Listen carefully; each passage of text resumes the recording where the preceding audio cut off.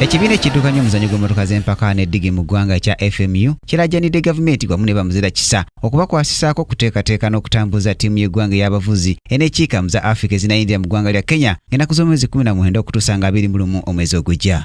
Bw'abadde mu kutongozeza lawundi ey'okutaano eza Mountain Dew Motocross Championship Olugogo, Arthur Blick Jr. omu ku bategesi ategeezezza nga bwe basuubira okutwala ttiimu y'abavuzi 36 ng'awamu beetaaga ensimbi ezisoba mu bukadde 5.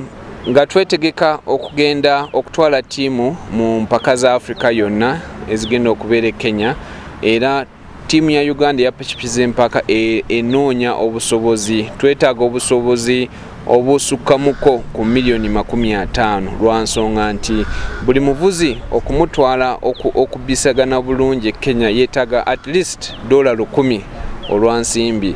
Blick annyonnyodde nti newankubadde bakyali mu bbula ly'ensimbi si kyakubalemesa kwetaba mu mpaka za Mountain Dew Motocross Championship eza lawundi ey'okutaano era nga bakuzeyambisa okusunsula mu ttiimu y'eggwanga eneekiika mu za Africa Kenya. Byanjawulo lwa nsonga bbiri nti eno round mwe tugenda okukonfaminga ttiimu egenda okukiikirira Uganda mu pikipiki z'empaka eza Africa yonna ezigenda okubeera e Kenya mu Gwamunaana ku weekend ya 19th to 21st.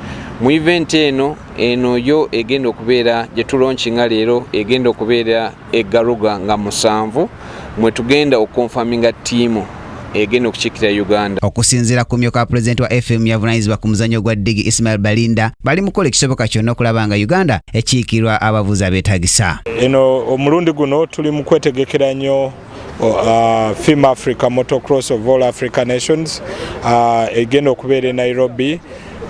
Omulundi guno esira tulitadde ku kulaba nga tulonda abana qualifying okugenda okukiikirira Uganda Kenya. Era abavuzi bali mu training y'amaanyi nnyo okulaba nga bafuna ebifo nga bakiikirira Uganda. Uganda yasembayo okuwangula engule ya Africa mu mwaka gwa 2012 mu mpaka ezategekerwa ku Uganda Motorsport Arena e Busiika, era nga n'ejjo ly'abalamu Uganda yakwata kifo kya 5 nga mu kiseera kino South Africa beba nantameggwa baazo. Ku Kingdom TV amalirira g'ebyemizannyo, nze Brian Katende. This is Kingdom TV.